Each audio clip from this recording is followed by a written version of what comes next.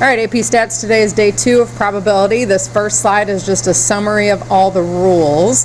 What we're going to do now is look at each of those individually, but this is a nice reference to go back to if you need it. All right, here we have conditions for valid probabilities. Well, all probabilities have to be between 0 and 1 inclusive. Okay, that means the probability can be 0 and the probability can be 1 or anything in between. Okay, and there's some examples of that. What is the probability that today is Friday? Well, today, when I'm doing my recording, today is Monday. So the probability that today is Friday is 0. Okay, so maybe you're reviewing and it's a Friday, so the probability that today is Friday on Friday is 1. So that's how 0 and 1 work on the probabilities. And the sum of all the probabilities in a sample space is also 1. So the probability of a heads plus the probability of a tails is 1. Weekday plus weekend is 1. Or rolling an odd and an even is 1. Or rolling a 1 plus rolling a 2 plus rolling a 3 plus rolling a 4, 5, 6 is 1. So if you add up all the different events in a sample space, you add up all those probabilities, you'll get 1. Our next word here is a complement. Okay, and that is the opposite of an event occurring. So if the event A is heads, then its complement is tails, and those things added together will always equal 1. If B in a deck of cards is drawing a heart, then the complement of B is not drawing a heart or getting a diamond, spade, or club. Okay, so these two things add up to be 1. That is the complement. It is the opposite.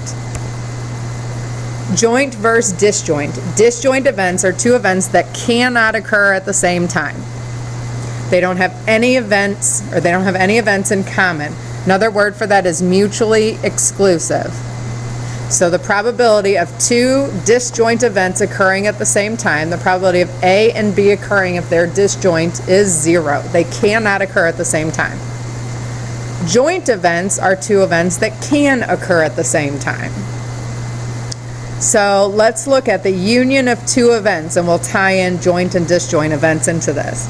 So the union, this little symbol U is the union. We also use the word or, the probability of A or B occurring.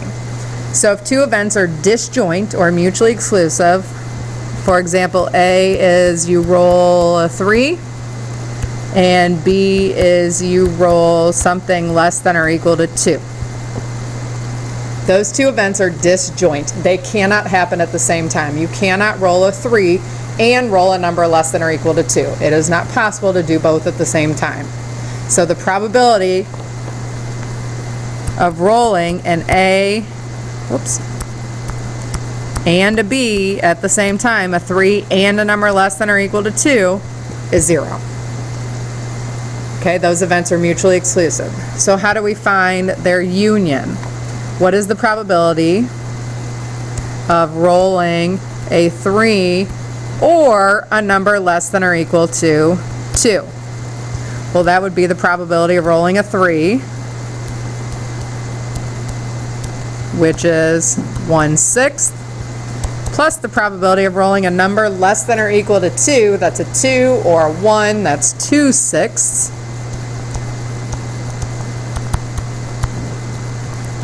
Which is 3/6, which makes sense. A 3 or less than or equal to 2 means we're happy, we win, we're correct if we get a 3, a 2, or a 1. And that's a 3 out of 6. Okay, so what about all events A and B? Those are only for disjoint. What if we're talking about joint events? So let's say the joint events are A is rolling a number greater than or equal to 4, which would be 4, 5, 6. Or B is rolling an odd. What is the probability of A or B occurring? So what is the probability that we get a number greater than or equal to 4 or an odd? Either of those scenarios, we win. Okay, if we're talking gambling here, we win if we get a number greater than or equal to 4 or if we roll an odd. You may be able to think through that through common sense. So what helps us to win a 4, 5, or 6, or an odd, which would also be a 1 and a 3. So we're going to win with a 4, 5, 6, a 1, and a 3. So we should get here 5, 6. Let's see how the formula works. So the probability of a number greater than or equal to 4 or an odd is going to be the probability of greater than or equal to 4. That's 4, 5, 6. That is 3 out of 6. Plus probability of rolling an odd, which is 1, 3, 5. So there's 3 of those. Okay, so essentially we counted the 5 twice.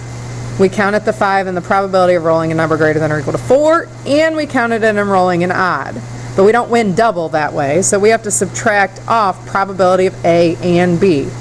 So probability of a number greater than or equal to 4 and an odd, essentially this is the probability of rolling a 5, which is 1/6.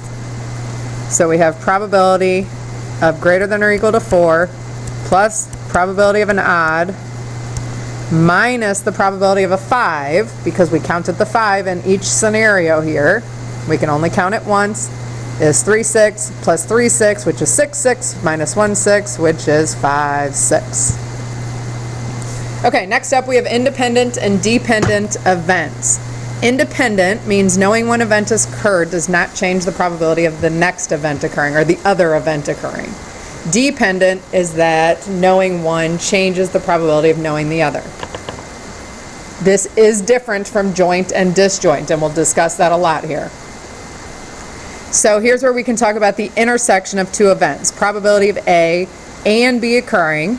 Here's our and symbol, or the intersection symbol. Probability of A and B occurring. If they're independent, is the probability of A times the probability of B. If they're dependent, we're going to use some sort of common sense probability or conditional probability, and here's the formula for that. This is for day 3. We will not hit these until tomorrow. So if they're independent, if two events are independent, which means knowing the outcome of one doesn't change the outcome of the other, then we can multiply the two probabilities together. So we're going to look at some examples of this. All right, here are independent events. If you roll, or trials, there are independent trials and there are independent events. So if we have independent trials, rolling a die, rolling a die, rolling a die, rolling a die, rolling a die multiple times is rolling a 3 first, independent of rolling an odd second, and the answer is yes. Each roll is independent. So rolls are independent. Flipping a coin, independent. What about drawing a card? Oops. Okay, if you select a card from a deck with replacement, which means I pull out my card, I record it, I put it back in, I shuffle it up, I pull the second card. Does knowing the first card change the outcome of the second card? And the answer is no. Choosing an ace first, you put it back in, you shuffle it up, does that change the probability that you choose a heart? No, not at all, because we're still talking about 52 cards. So with replacement, when you're talking about cards or marbles or whatever, these are going to be independent trials. What about without replacement? So this is when I set the card aside. Okay, so for example, choosing, that word the shouldn't be in there, is choosing Joe first independent of choosing Fred second. So if I'm choosing 2 students from class without replacement, that means I randomly select Joe. The choice of him being selected was 1 out of 30. Knowing Joe was selected, does that change the probability of Fred being selected? Absolutely. Now Fred is 1 out of 29. Because I'm not counting Joe again. So those probabilities have changed, and so these are dependent. Dependent trials. Okay, now let's look at events. So are these events independent? So before we do that, let's talk about if they're joint or disjoint. Is rolling a 3 and rolling an odd, joint or disjoint. Can you roll a 3 and an odd? Do those outcomes overlap? And the answer is yes, so these are joint events. Okay, but are they independent? Okay, are they independent? So if this is on one roll, that's really important. So if I know it's a 3, okay, so knowing the roll was a 3. Okay, so I rolled and I took a little peek at it and I said it's a 3. Now, what is the probability it's odd? Well, you already know it's a 3, so the probability that it's odd is 1, or 100%. If you didn't know it was a 3, otherwise, what's the probability it's an odd? Well, that's 1/2. So did knowing what it was a 3 change the probability of it being an odd? Yes, it made the probability it was an odd 100%. So these are dependent events. Okay, let's look at the opposite of that. Let's look at knowing it's odd. Does that change the probability that it's a 3? So now I roll the die and I take a little peek and I say, hey, I'm going to give you a hint, it's odd. Does the probability that it's a 3 change? So once I told you it was odd, now the probability that it's a 3 is 1/3. What was the probability that it's a 3 originally? That was 1/6. So did the probability change when I told you it was odd? Yes, it did. So therefore, these events are dependent.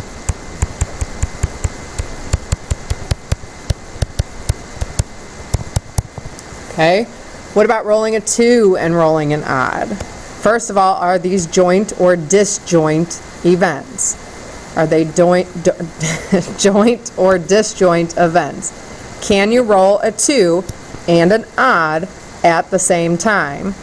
Okay, the answer is obviously no, you can't. These are disjoint events. You cannot have a 2 and an odd at the same time. They are disjoint. So let's talk about them being independent or dependent. Does knowing it's a 2, oh, where'd my words go? No, it's a 2. The probability it's an odd, 0. What was the probability it was an odd before knowing it was a 2? Well, that's 1/2. What about the reverse? Knowing it's odd, does that change the probability that it's a 2? Knowing it's odd, what's the probability that it's a 2? Well, that's 0. What was the probability it was a 2 before knowing it was odd? Well, that was 1/6.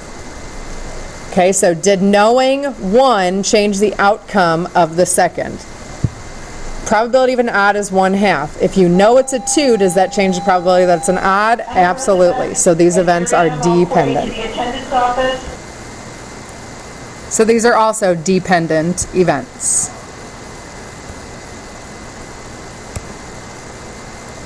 So disjoint events cannot be independent. Let's take a look.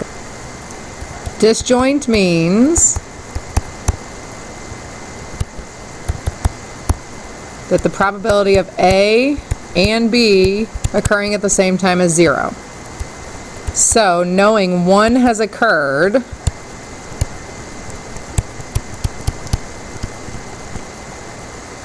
with some probability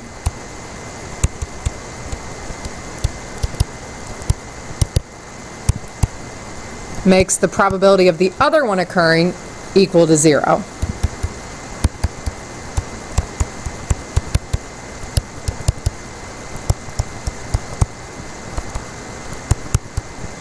So if they're disjoint, the probability that they happen at the same time is 0. So knowing 1 has occurred means the other one can't, and therefore you know the second event based on the first. So disjoint events are dependent. Not all dependent events are disjoint when there's no connection between joint and independent, but there is a connection right there. If you know something is disjoint, you also know it is dependent. So now we have 2 slides here that you need to walk through on your own. Decide if these are joint or disjoint and independent or dependent, and then we'll go over those in class. And then also go through these examples. These examples are much easier than the ones before, so start